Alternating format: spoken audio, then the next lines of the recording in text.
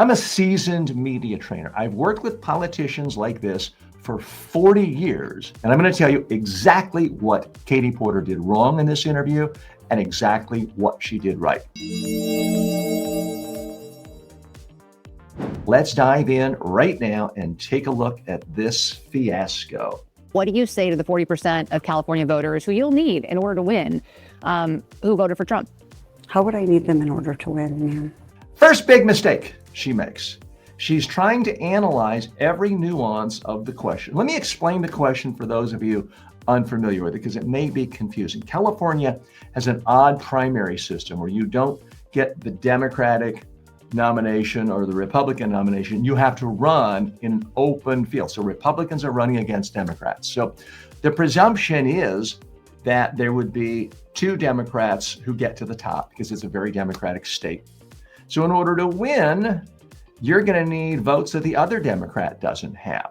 So that's why the reporter is kind of doing some rough approximation calculation saying, okay, if you really want to get a majority, you're going to have some Republican votes because presumably the number two person will have tons and tons of Democratic votes. So there's a number of assumptions there. Because on the face of it, it doesn't make sense. If it's like a normal state, you have a Democratic nomination, Republican nomination, and you have a state that's heavily favored towards one party or the other. If you just get the majority of your party, you win. It is different in California. But here's where Katie Porter made a mistake. Don't answer a question with a question. Don't look at the question in a completely literal way. She's trying to put on her political strategist hat, and I'm sure she's a great political strategist. That's not the job in a media interview for a candidate. Your job is to answer questions at some level and give people a reason to vote for you. So she's asking this question, and what Katie Porter should have done is rewrite the question. Not how are you going to appeal to the Republicans, but how are you going to appeal to voters? It would have been very easy for her to say, well, I'm going to appeal to all Californians, regardless of party, with my message of building affordable houses everyone wants, whatever her message is. She should have quickly pivoted to not appealing specifically to Republicans, but appealing to all voters, and then let the reporter and the audience deduce that some of those messages would have been appealing to Republicans as well. So she has fundamentally screwed up in the very first 2 seconds of the interview. Let's watch more and see how she compounds these errors again and again and again. Well, unless you think you're going to get 60%. Okay, so now she's looking off camera, laughing at the reporter's lack of political savvy, presumably. It's just not a good look. Stay in the interview, stay in the mode of the interview when it happens, and give your critiques to your staff and others later.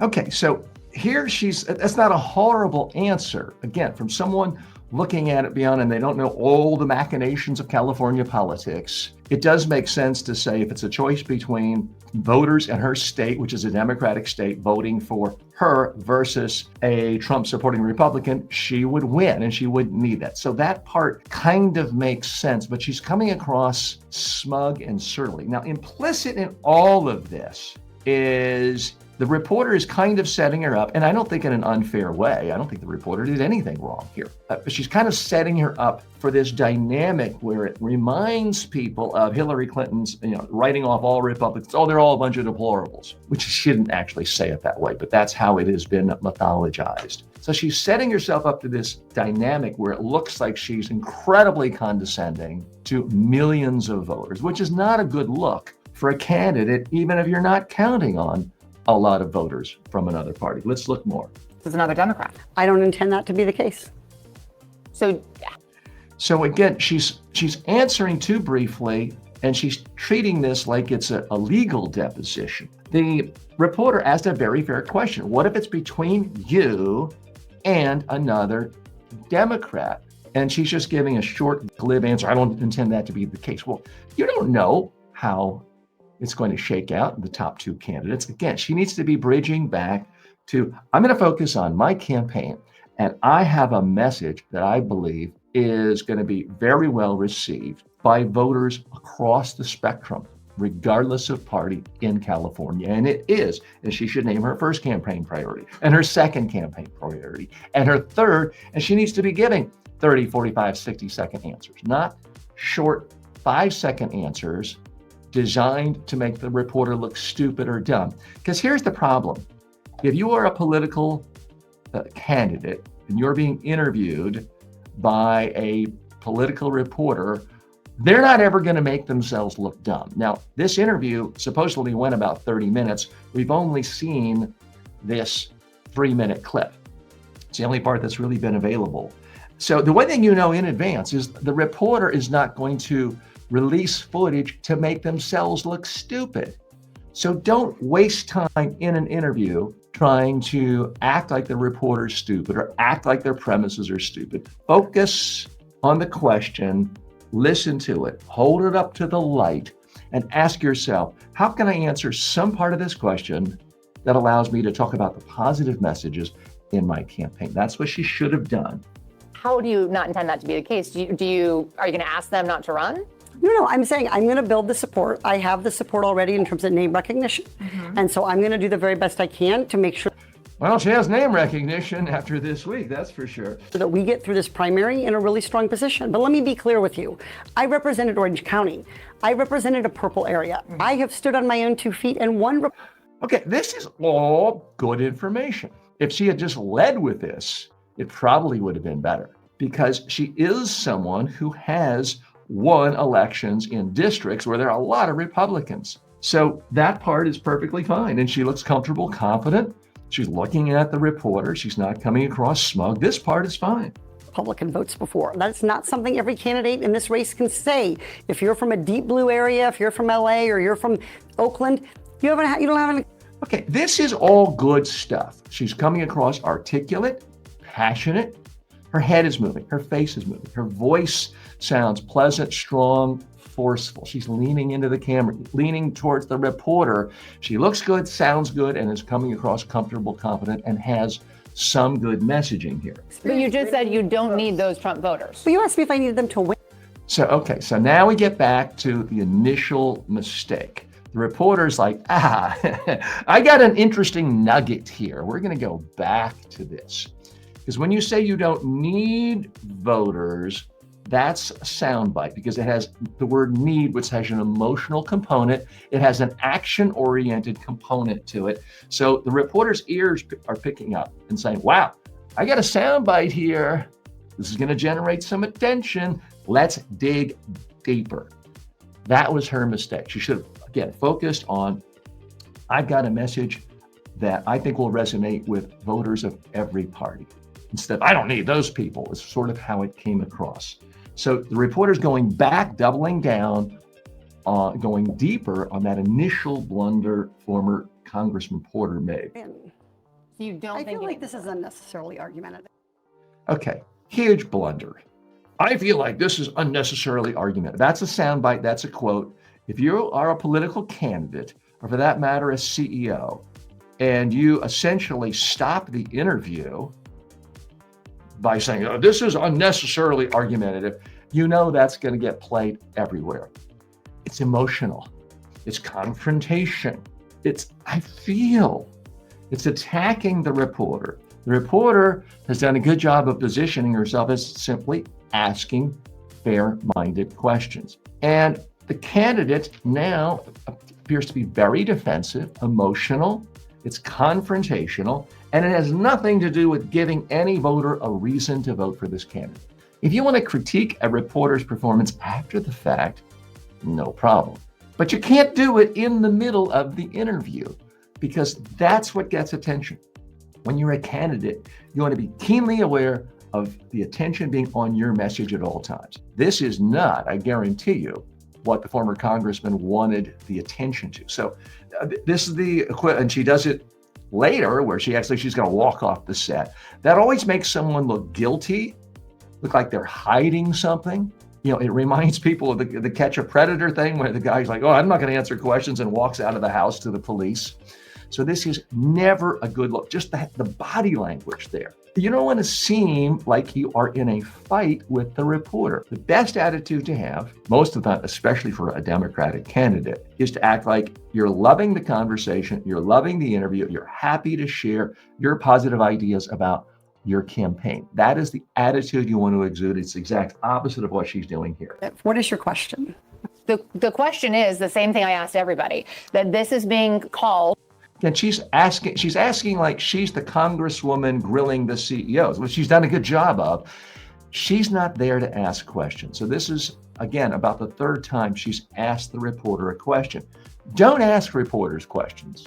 Simply listen to their questions and then strategically think, how can I answer some part of that question in a way that advances my cause, hits my messages, makes me look good? Let's see where she goes with it. The empowering voters to stop Trump's power grab. Every other candidate has answered this question. This is not Correct. And I said I support it.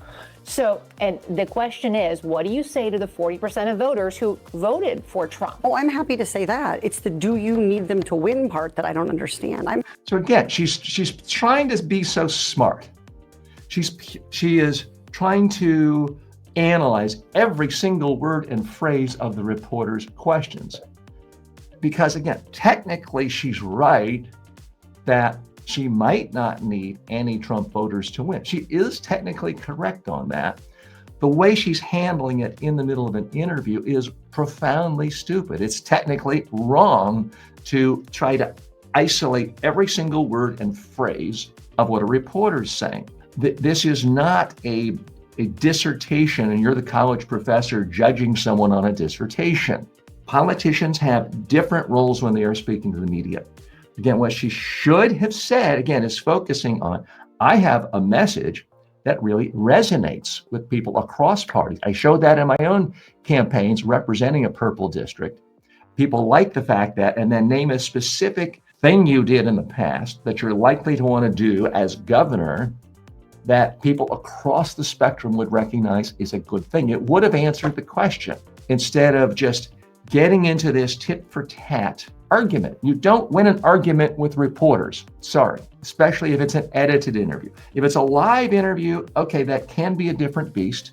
It typically works much better for candidates of another party where their base is buying into the idea that the media is against them. But if you're a Democrat talking to a CBS reporter, you don't get any of that dynamic in your favor. No one really thinks the average local CBS reporter is somehow out to get Democrats. It's not credible. I'm happy to answer the question as you have it written, and I'll answer it. And okay, now she's telling the reporter how to ask a question. Ask the question how you've written it. Wrong, wrong, wrong. You don't tell reporters what to do. You don't tell them how to ask questions. I have a rule with reporters. I don't tell you how to ask questions. You don't tell me how to answer questions. And you don't say that in the middle of the interview, but that's how you handle yourself. Again, it's like she's trying to become the journalism professor for this reporter. This appears to be a highly seasoned reporter. She's not looking for a journalistic professor to tell her what she's doing right or wrong. we've also asked the other candidates, do you think you need any of those 40% of California voters to? Yeah, now, so the reporter just keeps on going back to this thing because she knows she's got gold. She knows that she has somehow gotten under the skin of the candidate, and it's something that makes her look bad. So this reporter is doing what reporters are supposed to do. They're asking interesting, provocative questions, and they're seeing how candidates react. To win, and you're saying, no, you don't. No, I'm saying I'm going to try to win every vote I can. Okay, that's what she should have said at the beginning of the interview. I'm going to try to win every vote I can, and then follow it up with positive messages as to why voters of various persuasions might find her attractive. And what I'm saying to you is that, Well, to those, So now she's getting all flustered. That you can just tell she's getting angrier and angrier. There's no reason for it. When you are in an interview, especially if you're a Democratic candidate and being interviewed by a non-right-wing media source, you need to act like you're having the time of your life. You need to project the sense that I can't believe how well this interview is going. And instead, anger's coming across her face. The condescension, the disgust, that rolling of the eyes in the face is profoundly powerful and memorable in an entirely negative way. Let's watch more here because it doesn't really get much better. voters. Okay, so you. I don't want to keep doing this. I'm going to call. Okay, There we are. Anytime you do that in an interview, whether you're a CEO, whether you're a predator, whether you're a politician, you can guarantee that's the part that will get a lot of play. And this has gotten a lot of play to the point where her political opponents are paying TV stations to run this whole clip. Just, I'm out of here. It's like being a big baby. Again, I have no idea what was said before this interview or this part of the clip. But from what people have seen so far with this continuous clip, there's nothing this reporter has done that is somehow irresponsible or demagogic, or especially on the terms of how American media, political media conduct themselves. She's done nothing to suggest that she deserves the contempt. So when you act like, oh, I'm out of here, I'm about to walk, it creates tension. Everyone's saying, oh, is she going to storm off with anger? That's not giving anybody a reason to vote for her. When you're a candidate running for office, your job when you're in the media is to answer questions at some level and give people a reason to vote for you. Thank you. You're not. Okay, so now she's literally acting like she's taking off her microphone. She appears like she's about to just storm off. There's drama there, there's emotion there. And that's why millions and millions and millions of people have watched this instead of 30,000 who might otherwise have watched it. So it's the classic, we've seen it from so many politicians, criminals, mobsters, people who are thought to be predators. I don't want to answer them, storming off. And I'm sorry, but you just can't be a political candidate in America, especially a Democrat who is trying to run against what many Democrats believe is rising autocracy. You can't say I'm unwilling to answer straightforward questions. And these appear to be fairly straightforward questions. Let's watch more. Gonna do the interview with us. Nope, not like this. I'm not with. Nope, not going to do it. Not going to do it. I mean, she sounds like a child saying, nope, not going to wash the dishes. Nope, I'm not going to clean my room. I mean, it just sounds childish. That emotional level is up. Anytime you have an emotion coming out in an interview, it's likely to get quoted. It's likely to get a soundbite at more attention. And this is attention all on the wrong things. It makes her come across extraordinarily petulant. That's not a good look for a candidate of any party. And follow-ups to every single question you ask. Okay, so now this is kind of bizarre to me, given this is a very experienced politician, experienced in Washington. She's presumably done thousands of media interviews. And now she's saying, I'm not going to be in this interview if you ask numerous follow-up questions to every initial question, to every answer. Well, that's absurd. Again, Katie Porter should be smart enough to understand this. If you're watching this and you're ever interviewed, remember, you don't get to tell the reporter how to ask questions. They don't get to tell you how to answer questions. If you keep that in mind, you will never see yourself humiliated and embarrassed in confrontations like this. Let's watch more. Every other candidate has answered. I don't our care. follow-ups. I don't care. I want to have a pleasant. I don't care. I don't care if my brothers and sisters had to clean their room. I don't care. I don't care if they had to wash the dishes. I'm not going to. Again, it seems like whining. It seems petulant. And at a time when the very notion of a free press is under attack, for a Democrat to be attacking a reporter, a mainstream reporter, for asking follow-up questions is so profoundly wrong at numerous levels. Positive conversation, which you asked me about every issue on. I want to have a positive conversation, she says. Okay. Again, huge blunder. It is not the job of a reporter to have a pleasant conversation. This isn't tea time. She's not your best friend. She is a reporter. She's here to ask questions that her viewers are interested in knowing so they can make informed judgments about what candidate to vote for and to support. So don't tell the reporter they're there to have a pleasant conversation. Now, you want to act like it's a pleasant conversation, I believe, most of the time. You want to act pleasant towards reporters most of the time. Certainly if you are a Democratic candidate and you're talking to a CBS reporter, you want to act like you feel it's a pleasant conversation. But to sit there and chastise how dare you ask me more questions? And I thought this was going to be pleasant. I mean, it's almost like you are become the caricature of what Democrats are claiming this administration is doing with its relations with the media. And it's not a good look at all. This list. And if every question you're going to make up a follow-up question, then we're never going to get there. She's trying to manage the interview. If every single question results in follow-up questions, I'm not going to play. Again, reporters get to ask anything they want to ask.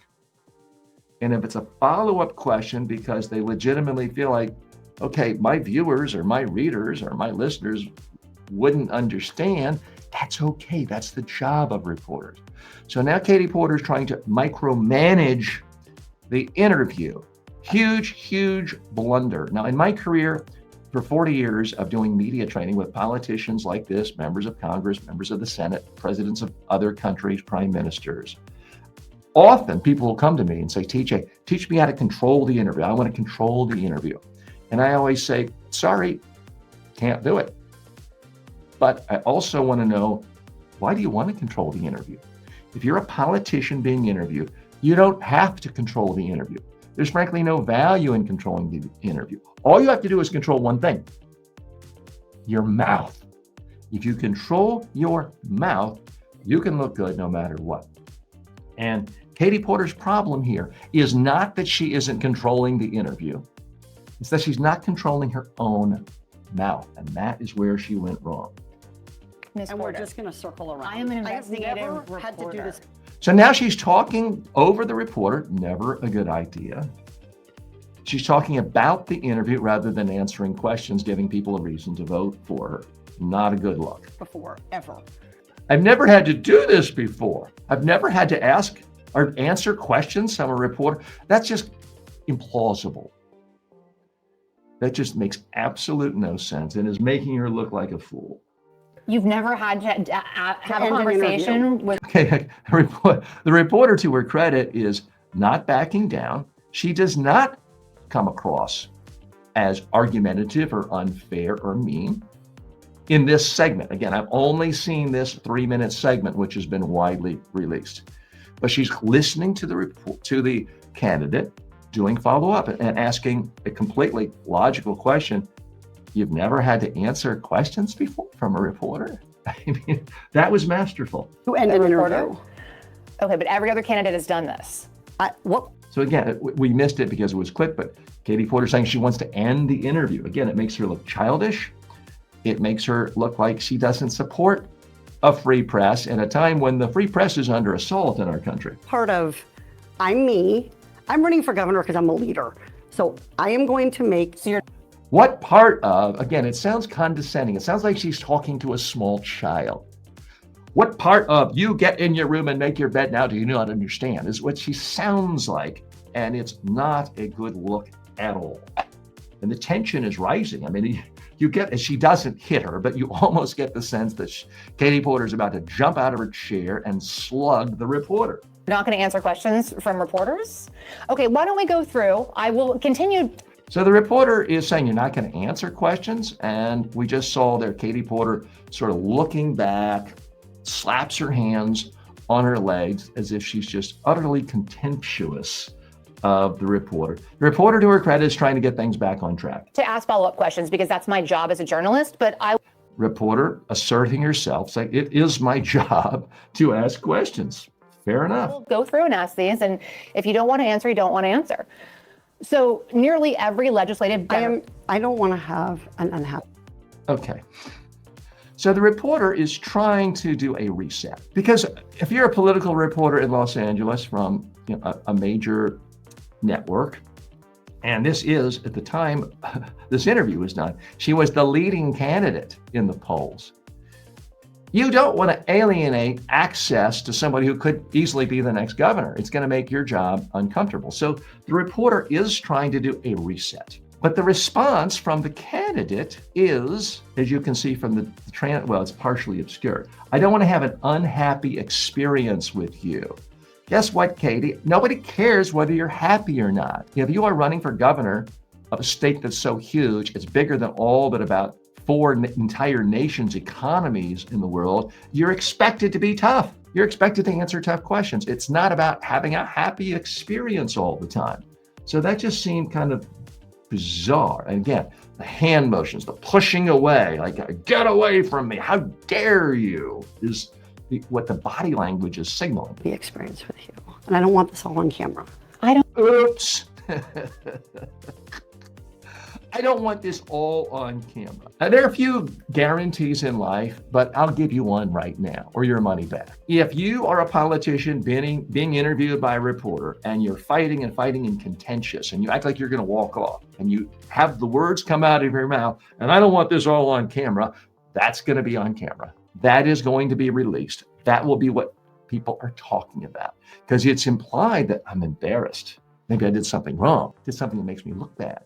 Well, if you're a reporter, that's gold. So it's okay to think to yourself, I don't want this on camera. And it may be possible where you can say, look, can we take if it's a recorded, can we take a time out for a moment? I have to use the restroom. And then you kind of wait and the lights are off and you get, just because you don't want people seeing you stand and look awkward and you're not, it's okay to do something like that occasionally if you have to. But to just say, I don't want this on camera after you've been fighting with the reporter, no, you've guaranteed it's on camera because it's dramatic, it's action, it's confrontational, it's emotional. That is good TV by definition. Let's look more. I don't want to have an unhappy experience with you either.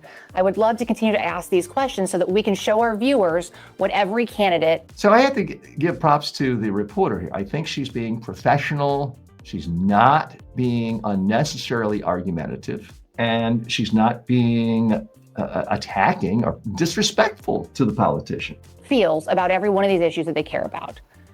And redistricting, it's a massive issue. We're going to do an entire story just on the responses to that question. And I've asked everybody the same follow-up question. This was, by all accounts, a masterclass in what not to do. If you're a politician or you're a CEO and you see questions like this, you have an interview with a reporter, this is exactly what not to do. In fact, I may decide to assign this interview to all my future clients saying, watch this, study this, you'll now know exactly what not to do. Am I writing off former Congresswoman Katie Porter? No. She's a talented politician. She's been around a long time. She has a lot of support.